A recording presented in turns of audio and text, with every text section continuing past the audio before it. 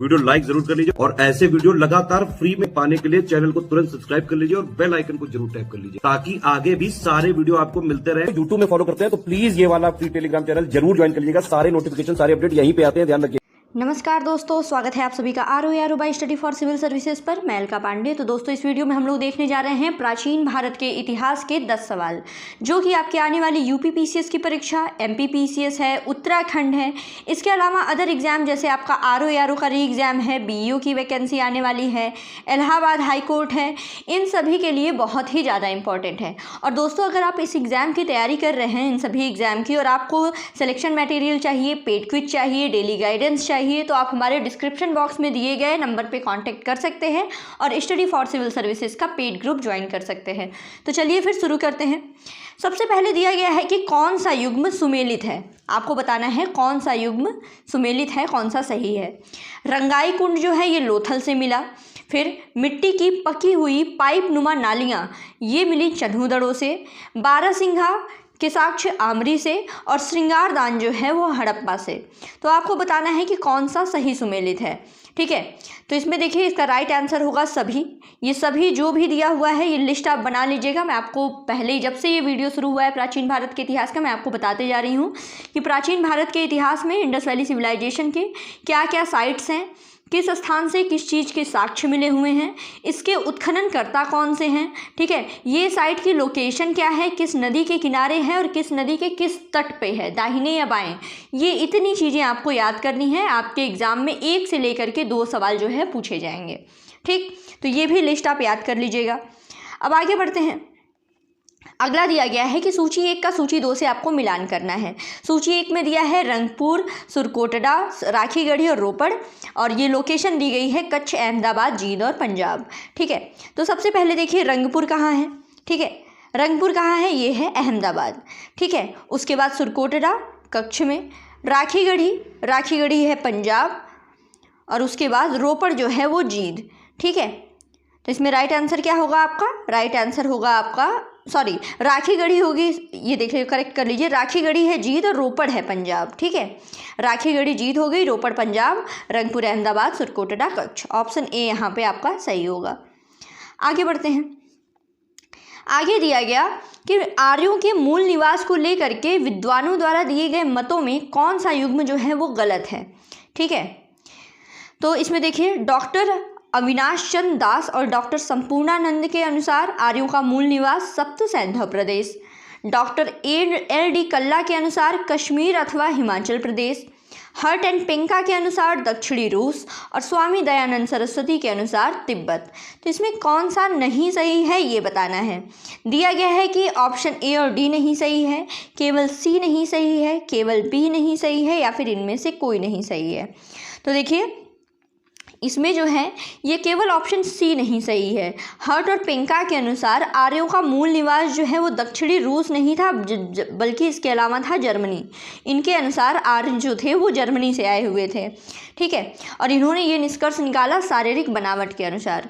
और इसके बाद ये सारी चीज़ें जो हैं आर्यों के मूल निवास के बारे में ये याद कर लीजिएगा। इसमें सबसे ज़्यादा इंपॉर्टेंट है स्वामी दयानंद सरस्वती का। स्वामी दयानंद सरस्वती के हिसाब से आर्यों का मूल निवास जो था वो तिब्बत था।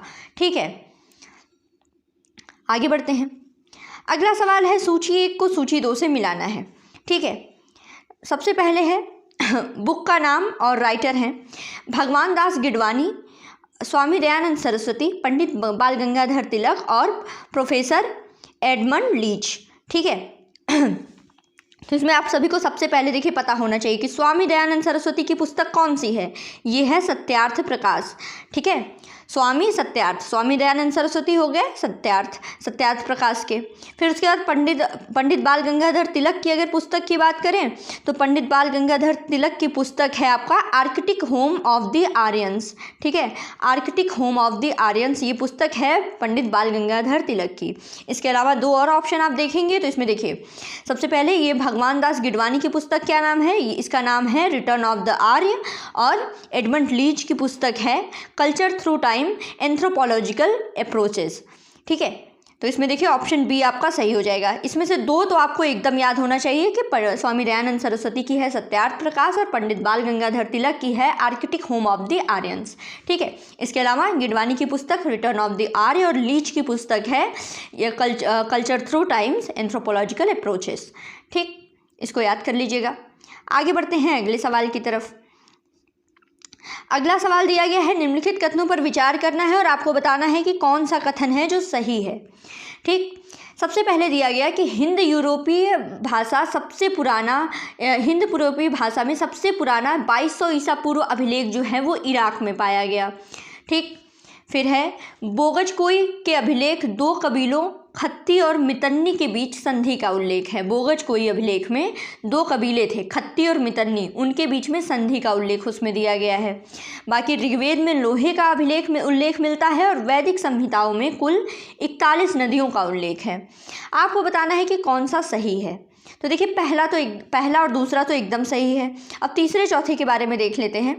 तो देखिए इसमें देखिए सबसे पहले क्या देखा था हमने कि पश्चिमी एशिया या फिर एशिया माइनर तुर्की में स्थित है बोगजकोई। ठीक है, इसमें बोगजकोई में 1400 ईसा पूर्व का एक अभिलेख प्राप्त हुआ था जिसमें दो कबीले थे, एक का नाम था खत्ती और दूसरे का नाम था मितन्नी। इन दोनों कबीलों के बीच की संधि का उल्लेख है बोगजकोई वाले में। ठीक है, फिर दूसरा, संधि की शर्तों की रक्षा के लिए इंद्र, मित्र, वरुण, नास्तन आदि देवताओं को साक्षी बनाया गया है। ठीक है, इसके अलावा जो चौथा स्टेटमेंट था इसमें देखिए वैदिक संहिताओं में कुल 31 नदियों का उल्लेख है। ठीक है, जिनमें से 25 का उल्लेख अकेले ऋग्वेद में है। ठीक है, और दूसरा, ऋग्वेद के नदी सूक्त में 21 नदियों का उल्लेख मिलता है जिसमें सिंधु नदी का जो उल्लेख है वो सबसे ज़्यादा बार किया गया है। और ये जो तीसरा स्टेटमेंट था जो गलत था, ये था ऋग्वेद में भाई लोहे का उल्लेख नहीं मिलता है। तो क्या क्या आपको इम्पॉर्टेंट मिला? एक तो बोगजकोई के बारे में, ठीक है, बोगजकोई अभिलेख के बारे में, और सबसे पुराना अभिलेख हो गया इराक में, लोहे का उल्लेख नहीं मिलता है ऋग्वेद में। इसके अलावा और देख लीजिए ये इंपॉर्टेंट है बहुत ज़्यादा कि वैदिक संहिताओं में कुल 31 नदियाँ, ठीक है, और उन 31 में से 25 केवल अकेले ही ऋग्वेद में। ठीक है, और नदी सूक्त की अगर बात करें तो इसमें 21 नदियों का उल्लेख मिलता है नदी सूक्त में ऋग्वेद की, जिसमें सबसे ज़्यादा बार सिंधु नदी का उल्लेख किया गया है। ठीक है, अब आगे बढ़ते हैं अगले सवाल की तरफ। ऋग्वेद में अफगानिस्तान की 4 नदियों में से कौन सी नहीं है? ठीक है, अफगानिस्तान की 4 नदियों में से कौन सी वाली ऋग्वेद में नहीं है? दिया गया है कुभा काबुल, ख्रुमु खुर्रम, गोमती गोमल और विपाशा व्यास। ठीक है, तो अफगानिस्तान की 4 नदियों में से कौन नहीं है? तो भाई आप वैसे भी देख सकते हैं विपाशा व्यास। ठीक है, ये अफगानिस्तान की 4 नदियों में से नहीं है जिसका उल्लेख ऋग्वेद में मिले। अब ऋग्वेद में उल्लेखित अफगानिस्तान की 4 नदियां कौन कौन सी हैं? सबसे पहले तो आपकी कुभा काबुल हो गई, ख्रुमु खुर्रम हो गई, गोमती गोमल है और इसके अलावा है सुवास्तु स्वात। ठीक है, तो काबुल, कुर्रम, गोमल, स्वात, इन 4 अफगानिस्तान की 4 नदियों का उल्लेख ऋग्वेद में किया गया है। अब आगे बढ़ते हैं। आपको निम्नलिखित कथनों पर विचार करना है। दिया गया सबसे पहला कथन है कि ऋग्वेद में, आपको बताना है कि कौन सा सही है। ऋग्वेद में गंगा नदी का 1 बार और यमुना नदी का 3 बार उल्लेख किया गया। ठीक, वैदिक साहित्य श्रुति नाम से विख्यात है और पहले के 3 वेद जो कि ऋग्वेद, सामवेद और यजुर्वेद हैं, इनको वेदत्रयी कहा जाता है। और ऋग्वेद की रचना जो है संभवतः सप्त सैंधव प्रदेश में हुई है। तो आपको बताना है कि कौन सा इसमें सही है। तो देखिए चारों स्टेटमेंट बिल्कुल सही हैं। ऋग्वेद और वैदिक साहित्य के बारे में चारों स्टेटमेंट एकदम सही हैं। ठीक, अब आगे बढ़ते हैं अगले सवाल की तरफ। अगला सवाल दिया गया कि कौन सा कथन जो है वो ऋग्वेद के बारे में सही नहीं है।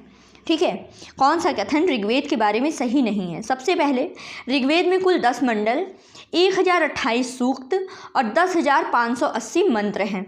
फिर ऋग्वेद के ज़्यादातर मंत्र जो हैं वो देव आवाहन से संबंधित हैं और ऋग्वेद के 4 पाठ मिलते हैं और ऋग्वेद के 2 से लेकर 7 तक के मंडल सबसे पुराने माने जाते हैं। तो इसमें कौन सा सही नहीं है? तो भैया चौथा स्टेटमेंट यहाँ पे नहीं सही है। ठीक है, कैसे? अब देखिए ऋग्वेद जो है ये सबसे प्राचीन ग्रंथ माना जाता है आर्यों का। इसमें भक्ति भाव की प्रधानता है, देवों का आवाहन किया जाता है। इसमें देखिए 4 पाठ नहीं बल्कि 3 पाठ हैं। अब उनका नाम देख लेते हैं। सबसे पहले तो है साकल जिसमें 1017 सूत्र हैं। फिर है बालखिल्य, इसमें 11 सूत्र हैं, और वाष्कल जिसमें 56 सूत्र हैं लेकिन उपलब्ध नहीं हैं। और ऋग्वेद का 2 से लेकर के 7वां जो मंडल है, कुल तो इसमें 10 मंडल हैं लेकिन 2 से लेकर के 7 जो है वो सबसे पुराने हैं। अब पहला और आपका 9वां ये बाद में जोड़ा गया, ठीक है। 2 से लेकर के 7 तक के मंडल सबसे पुराने हैं। अब आगे बढ़ते हैं। अगला सवाल है, सूची 1 को सूची 2 से आपको मिलाना है, ठीक। ऋग्वेद के मंडल हैं और उनसे संबंधित ऋषि हैं, ठीक है। तो आप देखिए पहले मंडल से संबंधित ऋषि कौन थे। ऋग्वेद के पहले मंडल से संबंधित ऋषि ये थे आपके मछुंदा, दीर्घतमा और अंगिरा, ठीक है। इसमें देखिए आप सभी को सबसे पहले तो एकदम पता होना चाहिए कि भाई तीसरे मंडल से संबंधित कौन थे। तीसरे मंडल से संबंधित थे विश्वामित्र, ठीक है। गायत्री मंत्र वगैरह ये सारा आपने पढ़ा होगा। ऋग्वेद के तीसरे मंडल से संबंधित हो गए विश्वामित्र। अब दूसरे मंडल से संबंधित कौन है। दूसरे मंडल से संबंधित हैं गृहस्थमद, ठीक है। चौथे मंडल से संबंधित हैं वामदेव और 5वें मंडल से संबंधित है अत्रि, ठीक है। ये याद कर लीजिएगा। आपका जो भी सोर्स हो, आप स्टडी फॉर सिविल सर्विसेज का जो मटेरियल आपको दिया गया है उसमें ऋग्वेद के सारे मंडल, उनसे संबंधित ऋषि और किस मंडल में क्या चीज़ इंपॉर्टेंट है वो सब कुछ लिखा हुआ है, ठीक। अब आगे बढ़ते हैं और आज का हमारा आखिरी सवाल रहेगा, उसी को कंटिन्यू करेंगे कि ऋग्वेद के 6ठे मंडल से संबंधित कौन है, ठीक है। ऋग्वेद के 6ठे मंडल से संबंधित ऋषि कौन हैं, तो ये हैं भारद्वाज ऋषि, ठीक है। फिर 7वें मंडल से संबंधित कौन है, तो वशिष्ठ हैं। फिर 8वें मंडल से संबंधित हैं कण्व। 9वें मंडल से संबंधित हैं पवमान, अंगिरा, और उसके बाद 10वें मंडल से ये क्षुद्र सुक्ति है, महासुक्ति है, ठीक है। तो अभी इस 2 MCQ में आपने देख लिया ऋग्वेद के 10 मंडल और उनसे संबंधित ऋषि। ये लिस्ट बना लीजिएगा, एकदम याद कर लीजिएगा, ठीक है। तो दोस्तों यहीं पे अब ये वीडियो पॉज करेंगे। इसके अलावा देखिए मैं आगे MCQ कराती जाऊंगी आपको एंशिएंट हिस्ट्री के। साइंस के लगभग 400 से लेकर के 500 MCQ चैनल पे बना दिए गए हैं, आप उसको जाके देख सकते हैं। उसमें आपका लगभग पूरा सिलेबस फिजिक्स, केमिस्ट्री, बायो का कंप्लीट है। अब हम लोगों ने एंशिएंट हिस्ट्री से शुरू किया है, बीच में मैं देखूंगी एंशिएंट हिस्ट्री जब हो जाएगा तो ज्योग्राफी शुरू करेंगे। तो ऐसे ही 500 MCQ करके हम आपका धीरे धीरे सारा सिलेबस कंप्लीट कर डालेंगे। तो बस ऐसे ही पढ़ते रहिए। इसके अलावा दोस्तों साथ में देखिए एक एडिशनल इन्फॉर्मेशन है कि UPPSC की जो एग्रीकल्चर वाली वैकेंसी आई है, ठीक है। एग्रीकल्चर वाली वैकेंसी आई है, इसके लिए हमारे स्टडी फॉर सिविल सर्विसेज के ऐप पे आपका पेड ग्रुप शुरू किया गया है। तो आप प्ले स्टोर पे जाइए, ऐप को इंस्टॉल कीजिए, वहाँ पे आपको और भी ढेर सारे जो है इन्फॉर्मेशन, अपडेट्स वगैरह प्रोवाइड किए जाएंगे, ठीक है। तो बस पढ़ते रहिए। Thank you so much, God bless you all.